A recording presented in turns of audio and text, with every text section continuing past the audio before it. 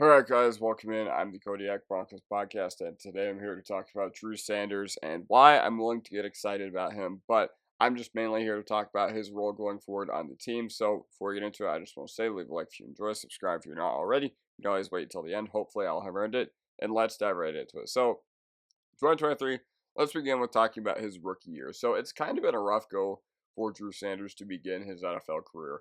I will say that. I'm not going to sugarcoat anything. And I'm going to be completely honest, I never got the vision behind picking a guy like Drew Sanders. Like, I understand, I didn't think it was wrong for them to attack inside linebacker, especially because in 2023, I believe Josie Jewell was entering the last year of his uh, extension with the Broncos. So I didn't necessarily disagree with the idea that they could potentially draft a guy who could not only usurp Singleton and Jewell at some point throughout the 2023 season, but a guy who they kind of penciled in to play um, probably as a starter in 2024 and beyond. But going to be honest, just never got the vision behind the pick.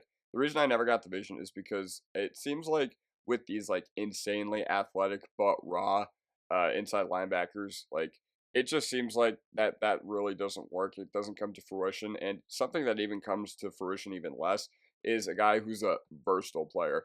And I think there's a defense. If there's a defensive coordinator that just simply needs to get that taken away from him, the privilege of getting a versatile uh, player on the defensive side of the ball absolutely taken away from him, it is Vance Joseph, because the Cardinals drafted Isaiah Simmons 8th overall in 2020, couldn't figure out how to make him work.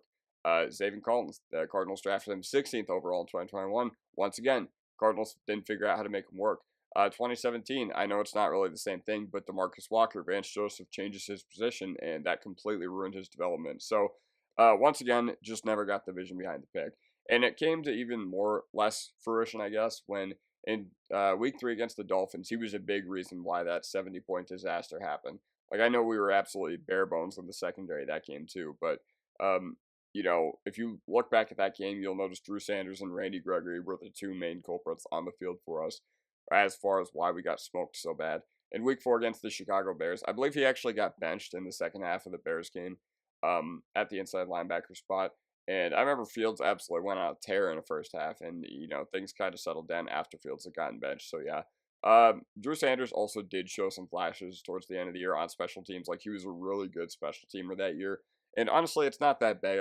It's not that big of a deal to have a guy play early on, especially defensively, and realize that he's kind of not in over his head, but it's more of an adjustment than some would think at the NFL level.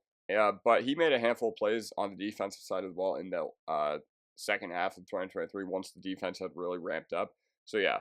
Now talking about the 2024 offseason, he was going to be moved to edge before rupturing his Achilles.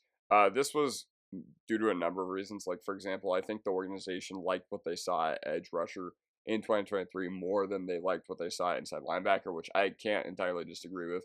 But the team need at the time was also more important at the edge position. From 2020 to 2023, we probably got some of the worst edge play in the league. So I didn't disagree with the idea of using a pick on a guy you drafted highly and converting him to edge when, his moniker coming out of college was that he did both. And he was a great blitzer at UArk. But one of the things that really pisses me off is that at Arkansas, like, he literally did his best work as an off-ball linebacker.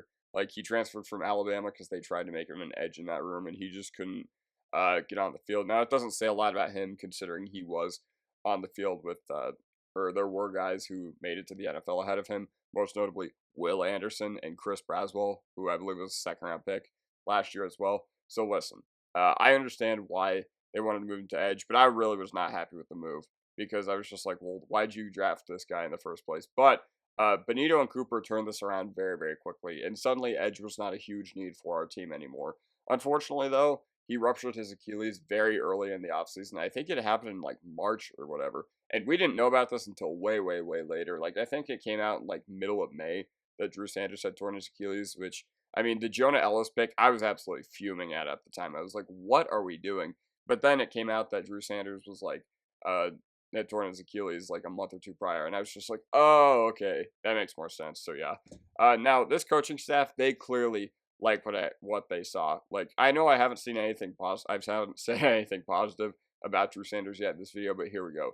So listen, this coaching staff, they clearly love him, and they have earned the right to, fall in love with a player of this archetype because they took him during a time where the organization was absolutely in shambles and rebuild mode. So they also drafted him over Riley Moss, who they traded a future third round pick to get. So if they traded a future third round pick to get Riley Moss, I can only imagine how highly they thought of Drew Sanders to take him over Riley Moss as well. And also, this past year, they activated Drew Sanders as soon as they could. And they activated him for the playoff push, which is pretty significant to me because, they were trying to get their best 53. And guys were like fringe, like, oh, we don't really know if they can help us out.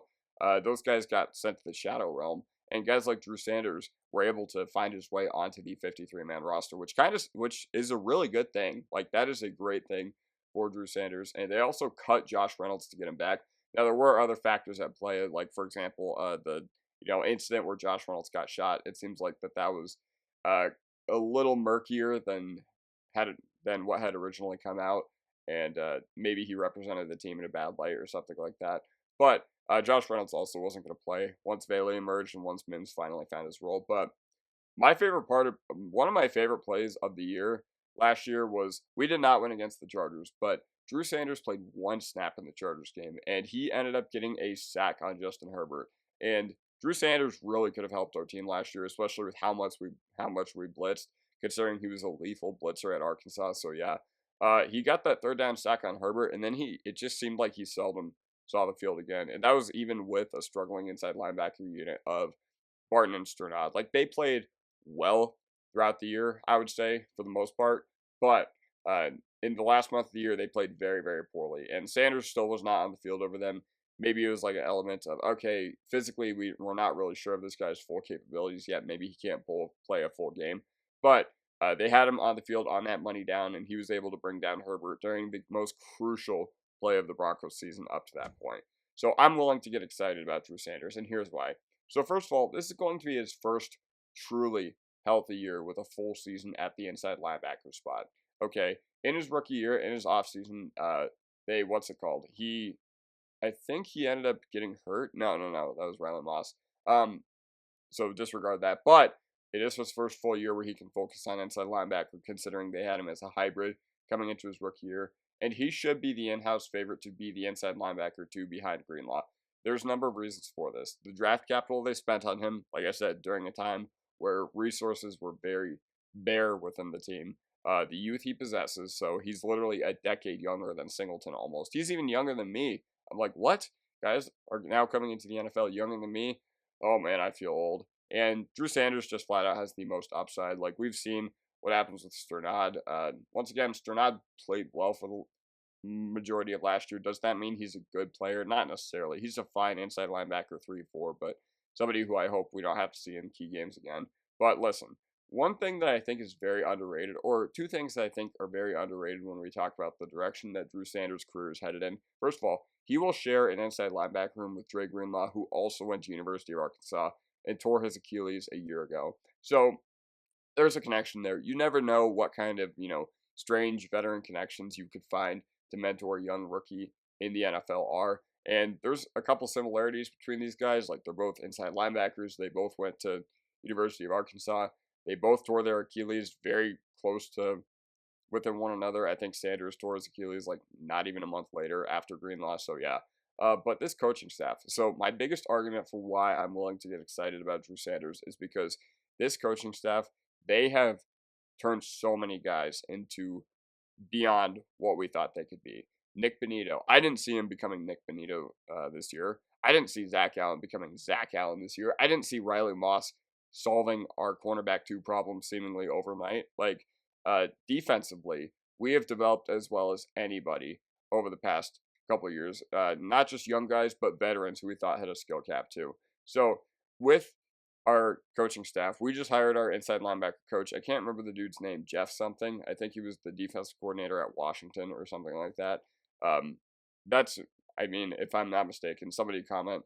I know the name is kind of blanking on me right now, but the coaching staff, they've given us so much unforeseen development, and this is one thing that I was really happy with when we hired Sean Payton. I was like, all right, our sidelines are deep. We're going to get some real player development now instead of seeing guys like Reisner, who they would show out their rookie years, and then they would look to be on the up and up, and then they just weren't, and they plateaued. Now, Sutton ended up having a nice career, but Reisner never found his form. So it seems like that's the inverse now. It seems like guys kind of start slow, and then they can continue to ramp up, and they continue to reach that upper echelon of their skill talent. And that's what I'm expecting to see from Drew Sanders. I'm really, really excited about what he could become in this inside linebacker room, and I'm just going to let myself be excited because of how this team has developed their players over the past few years, and we spent a high draft pick on him, so he will get the support of the coaching staff. Like I said, they clearly like him, and yeah, so that basically does it for me. Let me know what you guys think in the comment section.